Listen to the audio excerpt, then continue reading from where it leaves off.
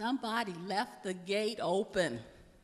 And it's wide open. It's wide open for each and every one of us to start climbing that mountain. Yes, yes. And then Emerson told me something that still blows my mind. He said, Dar, there is no great or small to the soul that maketh all. And then I started looking at that, and I started looking at all the things in my life that I've been making too big for this power to do. I started looking at all the things in my life that I've been making too hard for this power to do. And then I can hear those words. And what he's saying this power is limitless, and it makes everything out of itself. Therefore, any limit that I see would have to be self-imposed.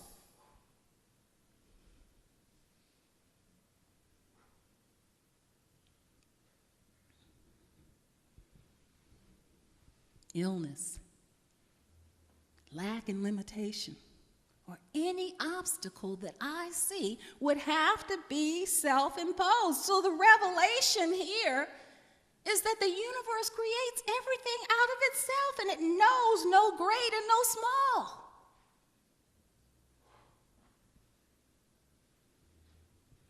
And if that's the truth, then where I impose no limits exist. Somebody left the gate open, and it's wide open. Emerson is saying, once you stop limiting what this power can do through you, a whole new world will begin to open up for you. The gate's open, Dar. What are you going to do with this principle? How can you use this principle in your no great or small? And then there were three, Hopkins, Holmes, and Goldsmith. They came together and shared a lesson for me that is probably one of the most powerful lessons I've ever heard. They said, there is no physical explanation for any problem. Wow, what can you do with that? They said, don't blame the money. Don't blame the illness. Don't even blame the spouse. Okay? There is no physical explanation for any problem. It says they're saying that whatever is happening in your life right now, it didn't create itself, and nothing in the physical realm has the power to fix it. The only thing that fixes it is a new idea, and it doesn't even fix it. What does it do? It brings forth something new. And those are the words of Revelation, aren't they? Behold, it says. Didn't say, behold, I'll fix that for you. Just let me know what it is. I'll fix it. No, it says, behold, I make all things new.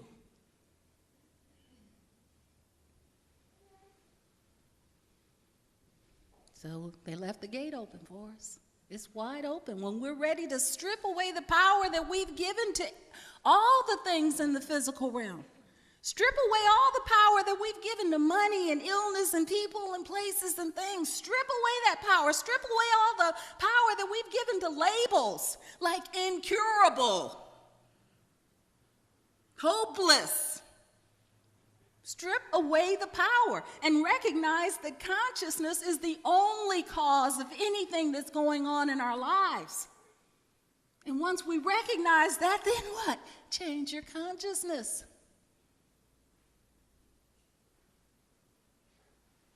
And then who shows up? But Bruce Lipton, my hero. Bruce says, and I'm paraphrasing, he says, I got to tell you guys something. He said, you know those genes that are a part of your makeup that everybody tends to be totally terrified of?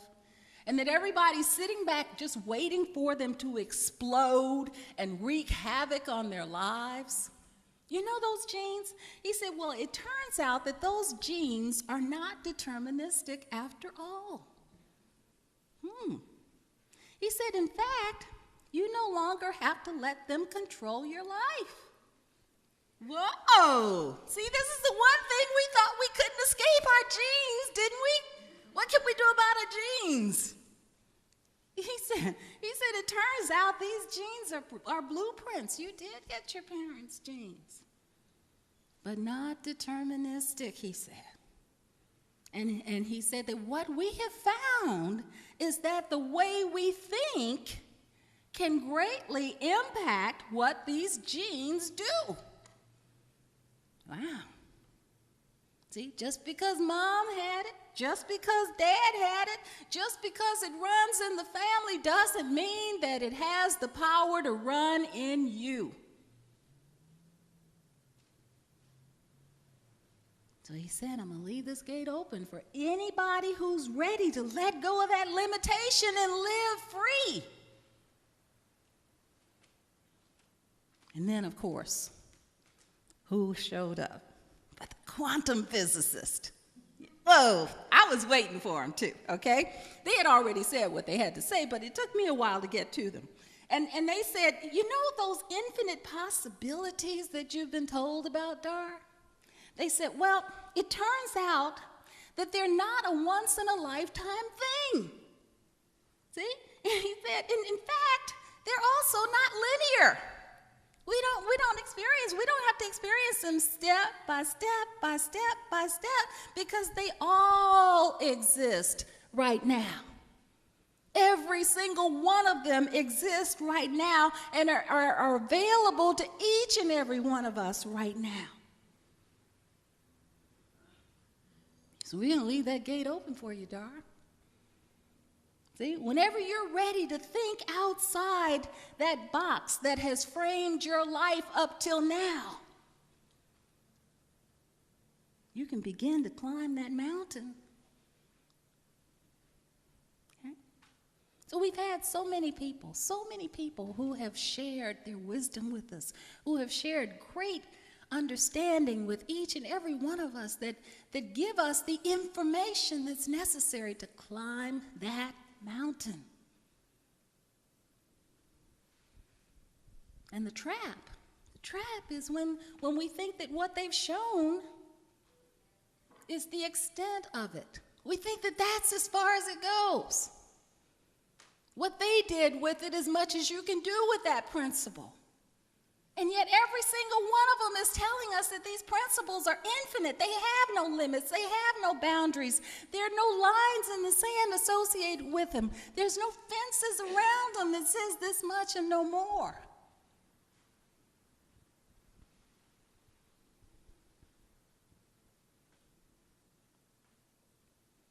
So here we are with all this information, and what are we doing with it? You know what I found that was really interesting is that this song that this talk is based on, I thought the topic of it was Somebody Left the Gate Open, but it turns out it isn't. It's the actual name of the song is Into the Wild, which is actually an even better description of this talk that I'm giving. Because the lyrics of the song says, somebody left the gate open, but you know we got lost on the way. Somebody left the gate open. Come save us, a runaway train gone insane. How do we not fade away? How do we go into the wild? And that's the question that everybody asks. How do we go into the wild? Well, it just so happens that somebody 2,000 years ago gave us a principle that takes us right into the wild. Jesus gave us that principle, and if Jesus gave it to us, we can bet it's simple. And what did he tell us? He said, as you believe, so be it done unto you. That's about as simple as it can get, isn't it? If you can simply believe it, believe what? Can you believe what God can do? As you can believe who you are and your relationship to this whole, the fact that you're an individualization of this power, that there's no place where it ends and where you begin, as you believe what's available to you, that what is true of God has to be true of me because I'm made in that image and after that likeness. as you actually believe in what you say you believe in, that one's good for all of us. Not just saying it, but really believing it. Regardless of what mom told you, regardless of what dad told you, regardless of how far your intellect goes and just stops. Can you believe what you have yet to see? Because you can feel it in your heart. As you believe, so be it done unto you. So this takes us through the gate and into the wild. Our belief. If you can believe that you are made right now in the image and likeness of perfect health, if you can believe right now that the truth of you is unlimited prosperity, if you believe that you're surrounded in love and joy right now, then you can experience it right now. Jesus knew the power of now. He didn't, when the paralytic man was standing on the side of the road, he didn't say, one day maybe you'll be able to pick up your bed and walk. He didn't say that, did he? No. And when Lazarus was in the tomb, he didn't say, well, maybe Lazarus will come back the next time, next time around. No, he called him out. When did he call him out? Now. He understood the power of now. If it's true, say this with me. If it's true, it has to be true now. That's what I want you to recognize. It has to be true now. It's not gonna be true, it's true now. My sister, I'm just about to finish up. My sister gave a wonderful talk 2 weeks ago. This was so good. And she called it, Let's Give Them Something to Talk About. And she made a wonderful point at the beginning of her talk. She said she started with, all the miracles of Jesus. I think there are like 30 so-called miracles in the Bible performed by Jesus. I like to call them his works because, miracles are just things we don't know the law for yet. Okay, but 2,000 years later, she said, everybody's still talking about Jesus. Okay? And she said the reason that they're still talking about Jesus is because we haven't done the things that he told us we could do. See, he said the things I do, you can do, and greater things than these. Okay? And we haven't done them, so we just keep reaching back 2,000 years to talk about Jesus doing them. Now, I can guarantee you that if the most he had ever done was to find a parking space for his camel,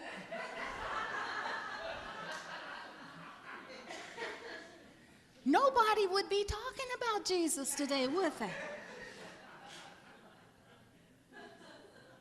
And yet he told us, he said, you can do this if you're willing to believe it, if you're willing to stand in that principle, if you're willing to let yourself just stand in the awareness that what you're calling forth is here right now, not tomorrow, but right now.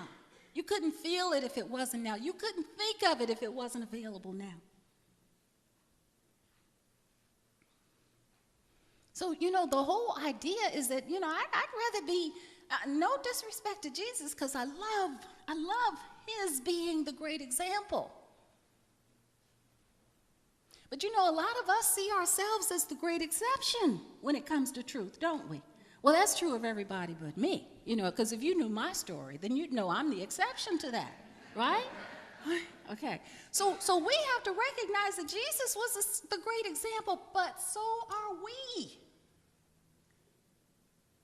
See, I'd much rather be talking about my demonstrations than reaching back 2,000 years. I'd much rather be talking about Jerry Bowen when she moved through stage 3 breast cancer. I'd love to be talking about that. I'd much rather be talking about every single person in this room this morning when you come up and you say, guess what I did with this principle? Guess how I used this principle in my life? But ask yourself the question, how far back do you have to reach for your last great demonstration?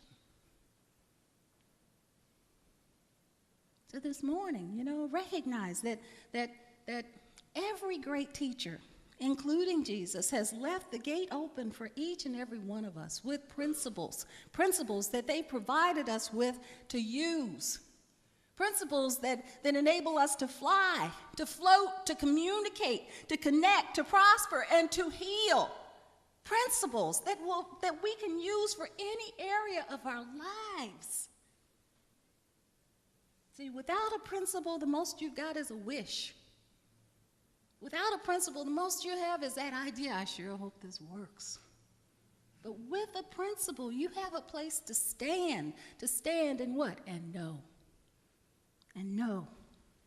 So what's this talk about this morning? It's about whatever it is that you want in life. Recognize that there's a principle that will support it. Understand that principle, and as you understand that principle, begin to strip away the power that you have given to the physical experiences in your world. Begin to strip away anything that says, in the physical, that says that this principle is not possible. That manifesting this as your mountain climbing experience is not possible. See, because we're standing on the shoulders of giants. Every single one of us. They have brought some amazing truth forth to us. And what we have to recognize is that we have a role in this evolutionary process. We have a role in it. See, we've been entrusted with some very, very powerful information. We don't have the luxury of just coasting through life, saying, well, that was good. That was wonderful that's what they showed. We are required to not only prove what it is that they showed us, but also to take the next step and leave something for the next generation. See, I, for one, don't want to be known as the purgatory generation. See? That generation that was between paradigms, that just couldn't decide where they wanted to live, in the physical or the spiritual. That generation that just wasn't quite sure. I don't want to be that. See? So recognize this morning that the gate is wide open. It's open for every single one of us. And any one of these principles that we've talked about this morning will take you to the top of your mountain. And the beauty of that is that when you get to the top, what do you find? Another mountain. Let it be your way. Thank you for being here this morning. So it is.